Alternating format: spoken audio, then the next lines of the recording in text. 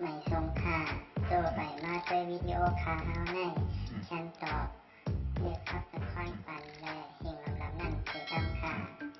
ยินต้นขอบใจใหญ่ค่ะ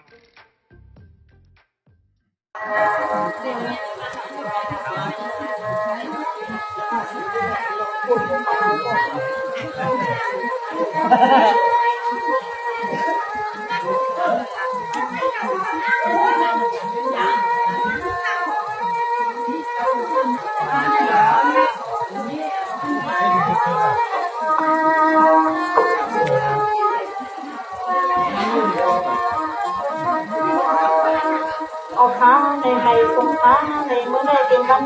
ปีนี้มังกราสิเลในเขาก็เลยมาทำของเลยมา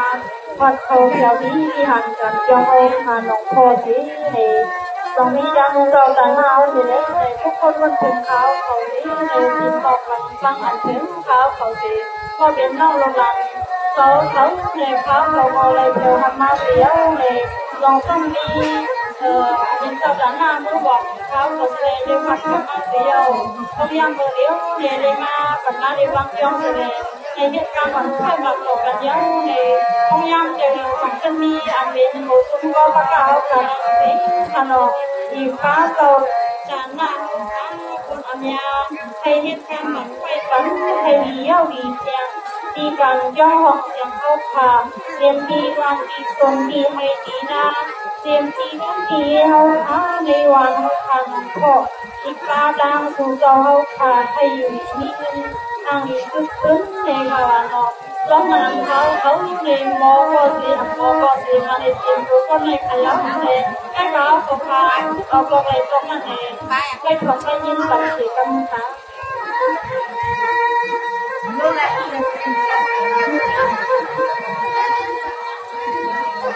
อ๋อดีค่ะ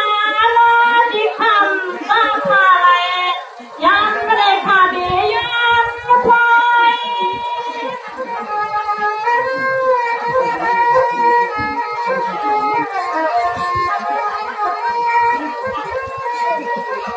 ยังไม่ได้ค่ะเดียนค่ะน้อยสู้ปีน้องไม่คอยค่ะดังเสียงตาดำค่ะน้อง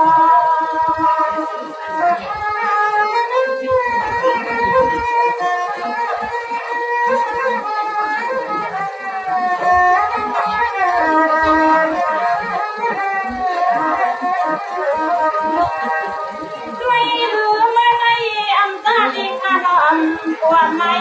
ที่น้องข้าหองใจไก่เล่นสามข้าน้อง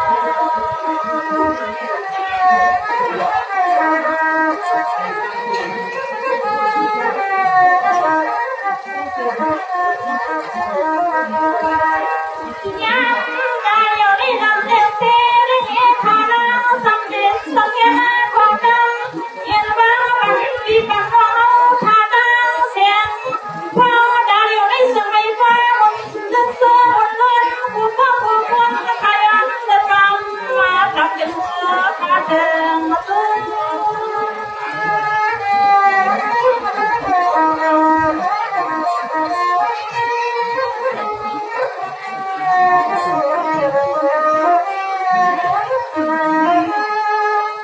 ไม่รู้ว่าในเรื่องสุดต่อก็มีกันทางทุกสุดต่อก็มีกันมาดังสุดต่อได้บ้างทุกอย่างขยอด้วยรูปไม่ได้เกี่ยวรถเจอยังขยอต้องสามีพอเขาลูกก็ปากกาเขาตองอยากสู้ยินชัวอยากยินขลานเย็น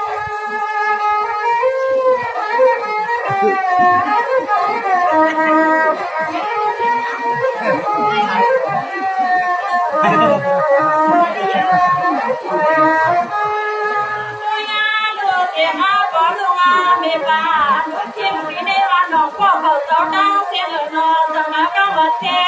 ตัวนั่งตัวเน่ได้เอกายันสุดลาจะนั่งกาลาบันทุมันใจขนา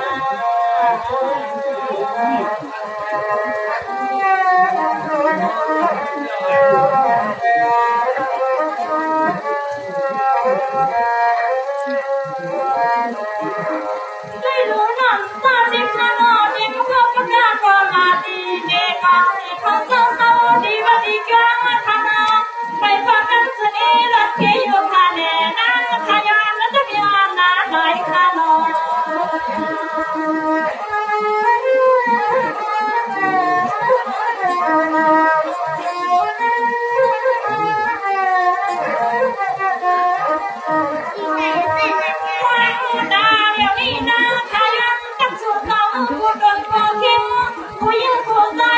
ทิ้งคนไหนข้ายังอ่อนกันล้นและข้าต่อกันล้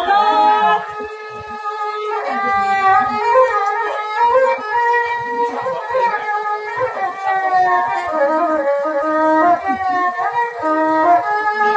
ไม่รู้เมื่อเดียวกับพวกเขาเขาไม่เสียงหน้าหวยใส่บาตรข้าอย่างเย็นเสียงอ่อนมากให้เย็นเสียงดังพามาไว้มาเย็นกันก็ให้ก็มีข้าโดนลอยบางยามก็ขับไปย้อน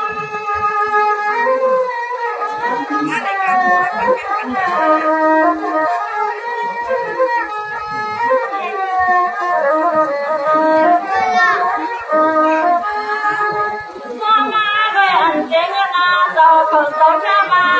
บังคับในให้ไปเป็นที่ใหม่จนกลางให้พ่อได้เปลี่ยนหน้าก็มาบอกเพื่อให้เปลี่ยนที่เป็นเพื่อใครเลี้ยงอันนี้ตางว่าลูกคนเมืองขัน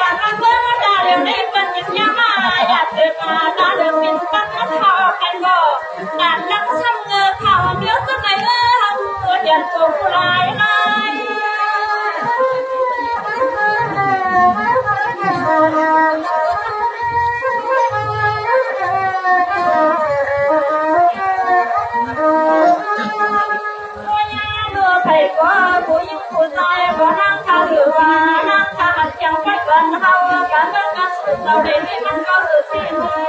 ที่เอกายันรักกันมากันสุดเจ้าตาวันตังเสียงเขา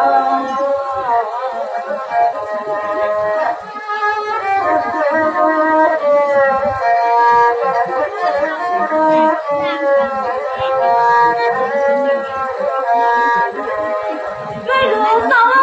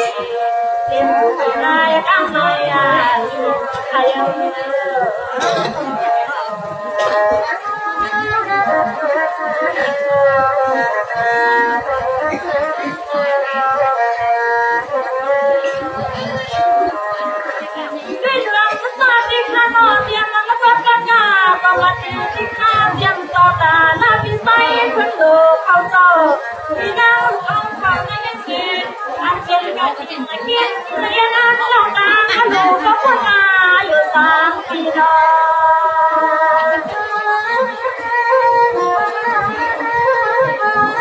để không bỏ